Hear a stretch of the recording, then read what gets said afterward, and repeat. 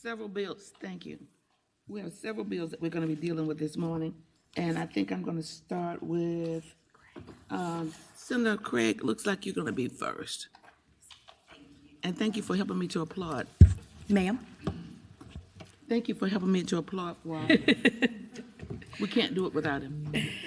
Well, Madam Chair, thank y'all for having me today. I have two bills, and so can I just start with the 130, if that's okay? Okay. 130 is my hazardous duty retirement bill, which makes hazardous duty for life.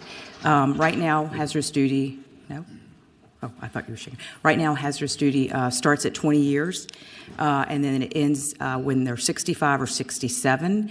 Most public safety and first responders don't retire until they've probably been either over 25 years or 30 years. My husband did 31 years, so the hazardous duty benefit that started at 20, he didn't partake until 11 years later. This is just for life. When these public safety officials serve, the hazardous duty just doesn't end when they retire. They have issues their whole entire life following a 25, 30-year career in law enforcement or firefighting. And so I feel like we should take care of the people that run into danger when we run away. And this is the gist of the bill. I know there's a huge financial impact. I did put a budget amendment in for this bill. Thank you for that presentation, Senator Craig. Is there anyone in the audience who'd like to speak to the bill in favor? Opposition? Let's turn to the committee. Any comments or questions from members of the committee? Senator Craig, you know I had a similar bill last year, and we had a 6-month period on it, and we have not been able to see how that works yet. That's the other bill. That's our next bill. Yeah, that one. Senator Locke. Senator Craig, do you know, this is 130, right? Yes, ma'am. What the fiscal impact of this would be in terms of unfunded liabilities? Madam Chair, I'd answer Senator Locke. I have the financial impact statement. It is significant. 14 million plus, and it would be reoccurring every year, I believe. And then the localities, that would be for valors and spores, and the localities, it would be opt-in or opt-out, I believe. I believe the unfunded liabilities would be $150 million, Okay, let me look real quick. if I'm not mistaken. Staff, could you clarify? Would staff? Yeah, Madam Chair. So I think Senator Craig was talking about there are two impacts. One is the impact to the premiums that state agencies would pay. That's roughly 13 million general fund per year. The other impact, of course, is that it would actually increase the overall unfunded liabilities of the two law enforcement programs that the state operates, and that would be in the magnitude of $150 million.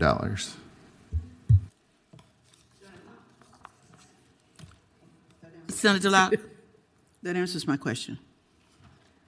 I don't see anyone in queue, so I need a motion. Madam Chair, I think given the impact in terms of the unfunded liabilities, I don't believe that we are at a point where we could afford this at this time. So I would recommend that we pass this by indefinitely.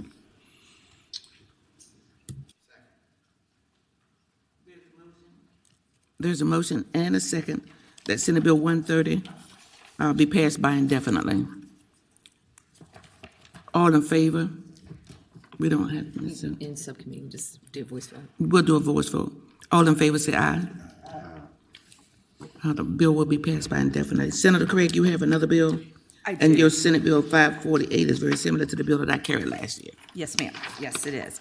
It builds on last year's efforts, Senate Bill 548, encouraging teachers and other specialized positions to return back to work, such as law enforcement, bus drivers, I serve on the school board in Chesapeake, and we have always been short bus drivers every year to the point where we're having to do double backs, and sometimes kids are not picked up, and parents have to transport them to school.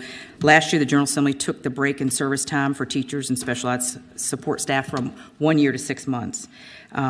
This bill reduces it from 6 months to 1 month, the length of the required break in service after retirement for a teacher, bus driver, or specialized student support instructor or law enforcement before such person may return to work full-time and continue to receive his pension under VRS.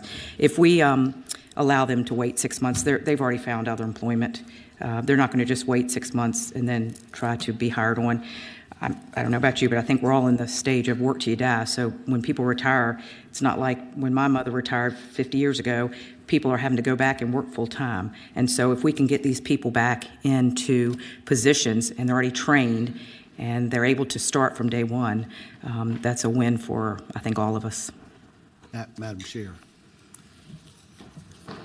Senator Deeds. I think I had the school bus driver bill last year, and I did 3 months, and the part of the problem was the IRS rules required some sort of break from employment. While we figured out it wasn't really a written rule, there was some sort of ruling. That's why we compromised at 6 months last year. Do we know how that's working, or do we know what the IRS is going to say about that? I'd ask staff. Madam Chair and Senator Deeds, I think kind of the impact and how the return to work part of it, I think it's probably still too early since that was just implemented last July. From the IRS perspective is they don't set like an exact time frame, and that's kind of one of the issues there and why there's some variability. But I think in the work that VRS had previously done, the feeling is that 1 month is just too close. It would not meet the IRS requirements. Thank you, staff. Senator Deeds. I'm sorry. Madam Senator McDougal. Madam Chairman, I think we, or at least I'll speak for myself, think that what Senator Newcraig's trying to do is a positive thing, trying to get more people to work. But maybe this is one that's just 6 months too early, and we should see where we are, because I believe with Madam Chairman, it was your bill, only started in the last 2 weeks. That's correct. And so maybe if we could carry this over for the year and keep it with the committee, because even though 1 month might be too close for the IRS, maybe we do need to land at 3 months or something a little bit closer. And if we could, a little bit of data to see how the reduction from a year to 6 months might be helpful. That's correct. We don't know yet. Senator Deeds, were I you? second that motion. Oh, he seconded the motion. Okay, it's been moved and properly second that the bill be carried over for the year. All in favor of that motion, just say aye. Aye. Opposed? Thank you. Next on the agenda is Senate Bill. Senator Salim signed up next. Salim, maybe if you want to jump to. Well, Senator Salim, you signed up next. And that's Senate Bill 649. Thank you, Madam Chair, and thank you to the committee. Senate Bill 649 increases from $25,000 to $100,000 the death benefit payout under the Virginia Line of Duty Act for death caused by occupational cancer, respiratory diseases, or hypertension or heart disease for those deaths that will occur on or after July 1st, 2024. Recognizing this, the legislation honors the men and women who have served the Commonwealth in our communities, who have come to these unfaithful or unintended diseases. What this bill really does is it lines us up with other states such as Kentucky, Maryland, North Carolina, Tennessee, and West Virginia to increase the benefits from $25,000 to $100,000. And I think if you may have seen the fiscal impact document, this act, the fund is a pay-as-you-go fund, which means that there's no pre-funding, and the premiums are generally set to cover the costs anticipated over the next 2 years of the benefit payments. The LODA fund premium, effectively July 1st, 2024, is $995, and what this essentially does is increases by about $35 annually, and the impact is not as significant on the budget itself. And You also see that there is a graph that shows the number of firefighters, in this case, that may tap into this. On an average, it's less than 10. So I hope the committee will consider this as a good budget. Senator Salim, you were on the rolls. I didn't want to interrupt you, but you do have an amendment? We have a committee amendment. You have a committee amendment? Could I get Madam staff Chair, attorney?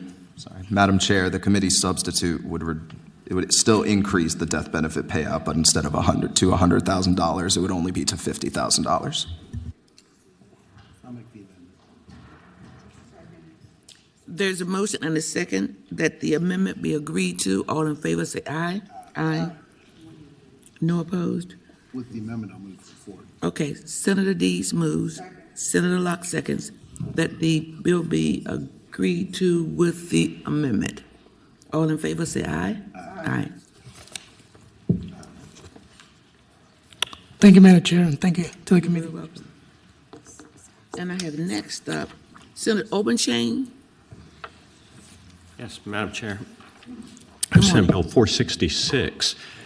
This bill that passed the Senate unanimously last year, Senator Deeds, I believe, is co-patron of this bill dealing with the Line of Duty Act. This bill allows private college and universities, police departments to participate in the Line of Duty Act. Now, remember, in order to be a police department now, these are not rent-a-cops like the old days. These are certified agencies, certified law enforcement offices with certified law enforcement officers. Every single one of them has a memorandum of understanding with the surrounding local government, and they provide law enforcement services in conjunction with city and town police, sheriffs, and are absolutely essential to the public safety network. What we found was following two tragedies. One at Wintergreen last year when a Wintergreen police officer was shot and killed while protecting that community. And second, while two law enforcement officers at Bridgewater College were shot and killed on campus while protecting that campus. We found that these law enforcement officers and their agencies were not eligible to participate in the Line of Duty Act. All this does is it gives them the option to participate in the Line of Duty Act. Now, when this went to the House last year, there were some questions that were not asked about private entities participating in the Line of Duty Act, and there was some thought that this is unprecedented. It is not. Baked into the code already is a requirement that private rescue squads and fire companies, nonprofit entities, but corporations participate in the Line of Duty Act if they are deemed to be essential, or if an ordinance is passed that they are essential to law enforcement or to the public safety network in those communities. So we have probably hundreds of these fire departments and rescue squads that are already participating in the Line of Duty Act. This is entirely the option of, Bridgewater College, Randolph-Macon College, Wintergreen, these agencies, and it is entirely self-funding with the exception of a $35,000 cost, administrative cost for setting this up within the Line of Duty Act system so that it can accommodate these requests. Senator Deeds. Senator Obenchain, would be okay if we came up with an enactment clause to require the private entity or private college to pay the $35,000 so it would be totally self-funded? The only challenge with that is I assume that they will participate in it, but it doesn't, there are probably 1, 2, 3, 4, 5, 6, 7, 8. There are probably 15 different entities. And if none of them sign up, or if one of them signs up, I don't think that they could afford to pay the $35,000. The premiums are Bridgewater College would be $6,000. The most expensive premium is BWXT, which I guess is the nuclear facility in Lynchburg, I believe. That's about $200,000 for them. They could afford it, but there's not another one. Liberty University would be $37,000. So if there's a way we could divide it out, I think it'd be fine. Madam Chair, Senator Obenchain, I'm just trying to figure a way to take any argument away from those and take any fiscal impact away from this bill. If we could come up with an enactment clause to require that the implementation fee be paid by the private entities, or even if VRS has to determine a figure and prorate it among the participating, I'm trying to figure a way to take the fiscal impact out of the bill. Senator Obenchain, would you be? Okay. Is there a technical amendment? Oh, what he described as. Oh. Senator Obenchain, would you be willing to have that amendment? I'm in concept totally fine with that, but if that is probably going to prevent the first entity from ever signing up. So if Wintergreen, for example, which is Senator Deed's constituent, if they were to sign up, their premium, as estimated by VRS, is $10,945. They'd have to pay $45,000 to sign up if they wound up being the first and only one. I'm happy to divide it out. Senator Deeds. Madam Chair, my intent is not to jeopardize the bill. My intent is to make sure it goes forward. And I was just trying to figure a way to remove fiscal impact because, as you know, the budget is very, very tight this year. And things with fiscal impact are looked at differently. I'm well aware of that. This is very important to the chiefs of police, supported by them, by all of the private colleges and universities, and it is $35,000. Oh, Madam Chair, it's important to the people I represent that the bill go forward, and I'll withdraw that, and we'll have to figure it out. Comments or from any other member of the committee? Senator Locke. Madam Chair, I think that given this line of discussion and questioning, it is important, and I understand the importance of it, but until we can kind of figure this out, and it has an increase on future costs based on claims, I think that until we can figure it out, I would move that we carry this over until we can figure it out. Madam Chair, Senator. I understand that. I understand the fiscal part of it, and that's why I was trying to figure it out. But I think this is important to a lot of the people I represent, and I hope we can go forward with the bill.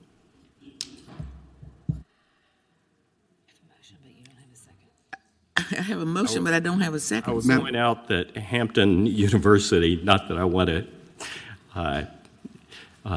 to cater to, obviously, but Hampton University has a police department of 9 officers, and their premium, should they choose to participate, would be $8,955. And I would hope that they'd want to. The benefits would be 100% supported by the premiums that are paid. Madam Chairman, Senator McDougal. I think we all have concerns about the fiscal impact. We all want to make something happen. I know that the House did not look favorably on this last year.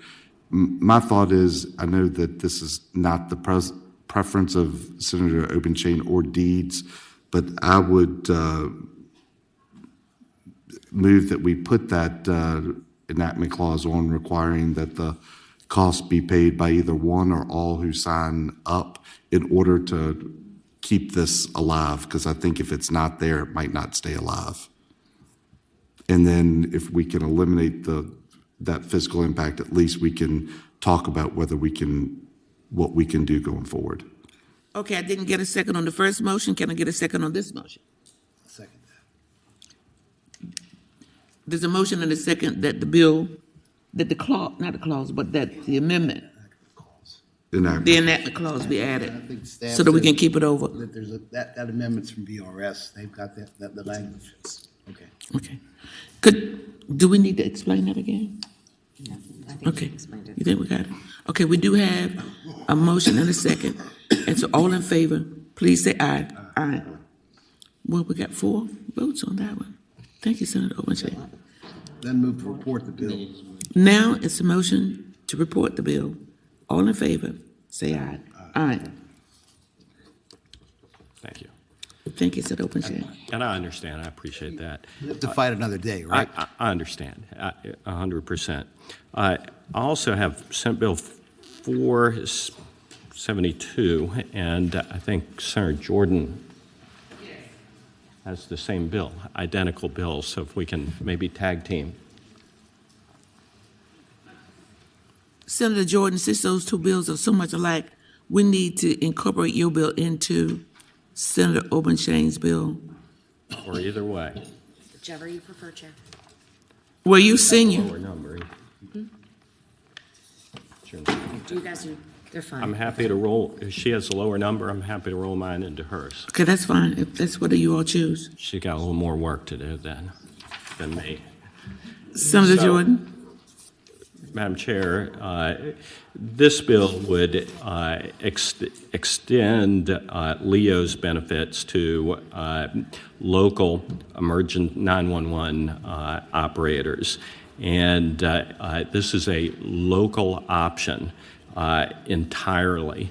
And these are essential employees. They have extremely stressful jobs.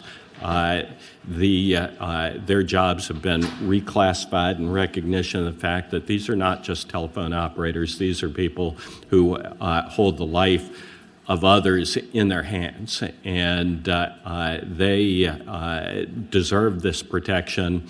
I represent Augusta County, who has asked for this, and they want to fund their 911 operators' participation in the LEO system. And with that, I'll certainly defer to Senator Jordan. Thank you, Madam Chair, members of the subcommittee.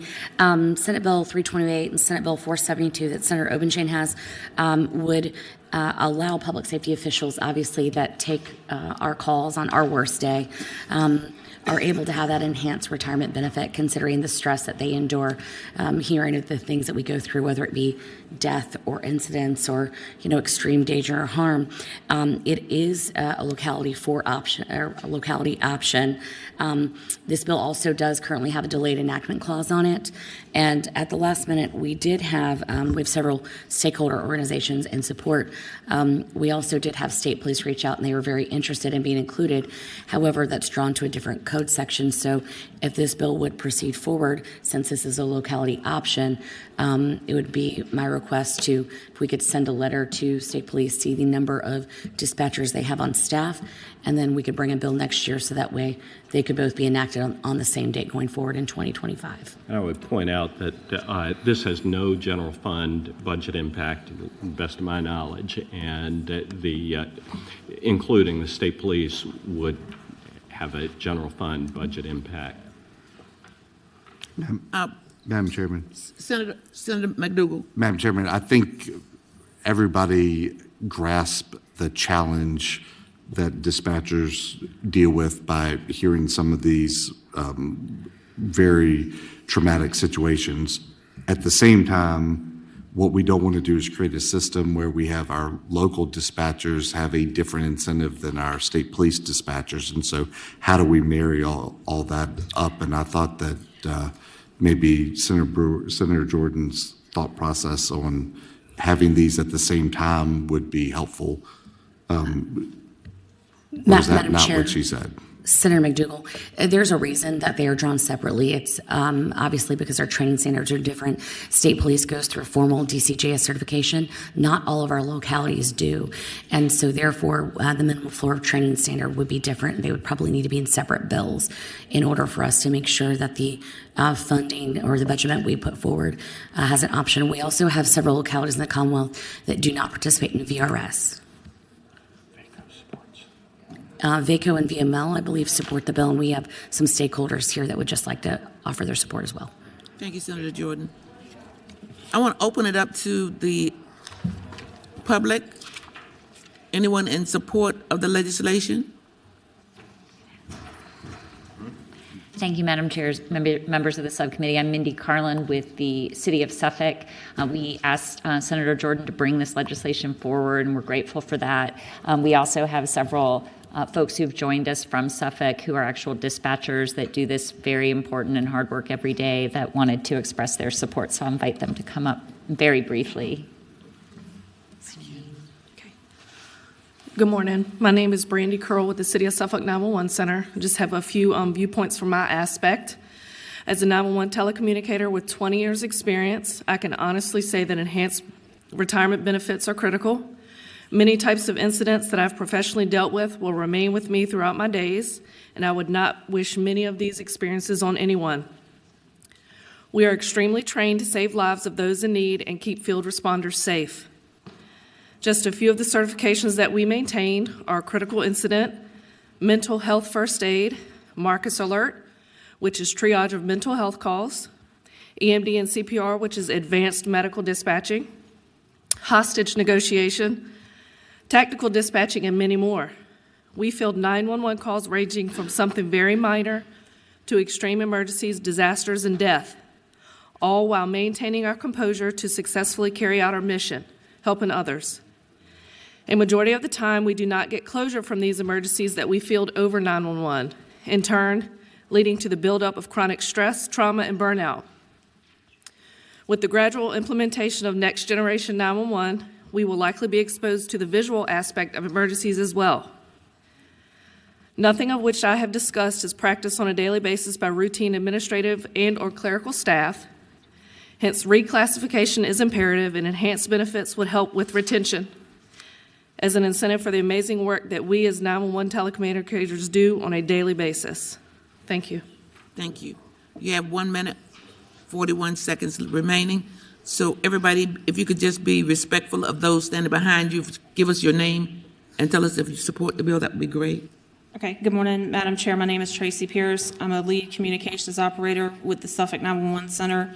I support this bill. I ask that you please consider it providing enhanced retirement benefits. Our roles involves constant stress, exposure to trauma, and critical decision-making. Recognizing these challenges with better retirement benefits acknowledges our unique contributions, promotes mental well-being, and ensures a dedicated and experienced workforce for public safety. Thank you. Thank you. Tommy Tucker, I'm the Director for Chesterfield 911, and on behalf of the county, we support this bill. Thank you. Thank you. Good morning, Madam Chair, Senator McDougall. My name is Preston Main. I live in Hanover County. I do support this bill. I've been a dispatcher for 18 years now, and I ask that you all support this bill as well. Thank you. Morning. Thomas Noland, retired law enforcement, currently an AFCO member and also 911 director of Powhatan County. 28 years of law enforcement. 911 is my partner. They'd be part of the team, their public safety team. Let's treat them that way, please. Thank you. Good morning, Jenny Rosenfeld with Culpeper and Virginia Nina. I support this bill. Good morning, Jeremy Bennett with the Virginia Association of Counties. We appreciate the patrons making this a local option. Eldon James on behalf of Augusta County, and we support the bill. Madam Chair, John Wright on behalf of the Virginia Professional Firefighters, we support the legislation. David Westcott on behalf of the City of Chesapeake, we support the bill.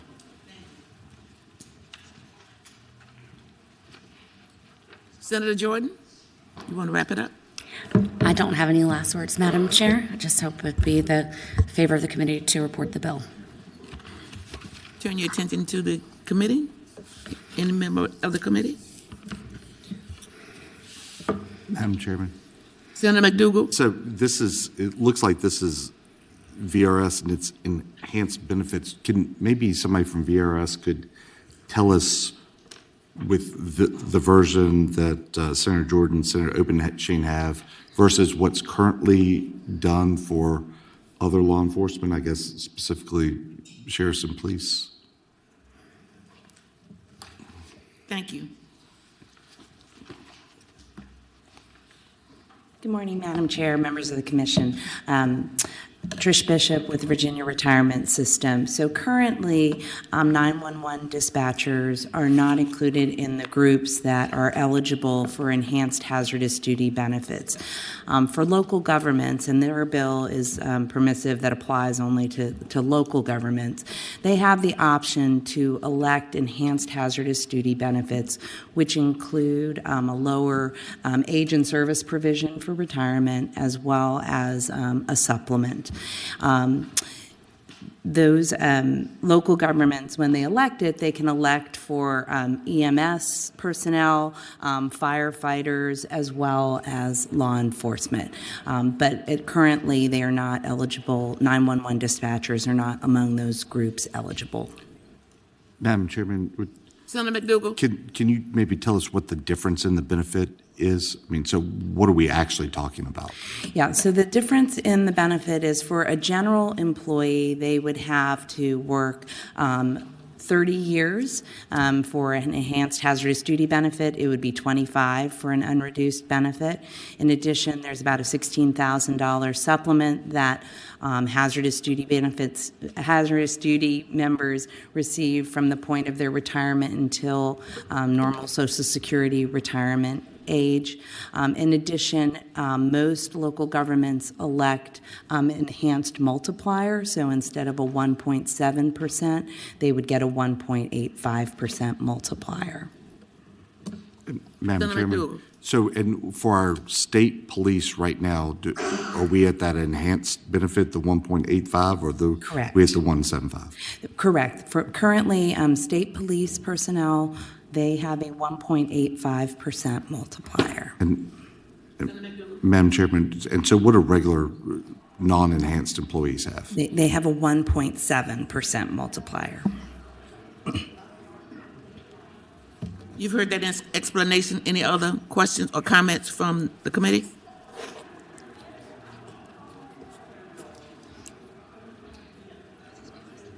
Motion? Contemplating. Madam Chair, I'm worried a little bit about the multiplier and what the effect of this will be over the long haul, and I've moved to carry the bill over and ask JLARC to further evaluate the effect of the multiplier and the effect of this on the program. There's a motion and a second that the bill is carried over, and of course, that's what the two of you are incorporated. All in favor of that motion, please say aye. Aye. No, is that saying right? We're going to record your one no. Got it. Thank you. Thank you, Senator Jordan. Thank you, Senator Obenshane. Next, we have Senator Marsden.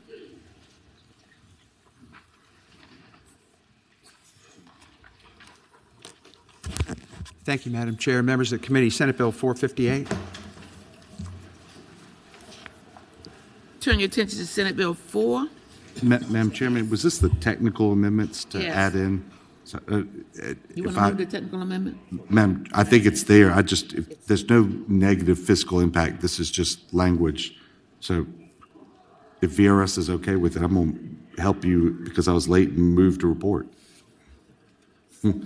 Well, that was very efficient. It has been moved and probably seconded. The bill be reported. All in favor, please say aye. Aye. You have no nays. Have a good morning, Senator Marsden. I made a brilliant presentation. Thank you, Madam Chair.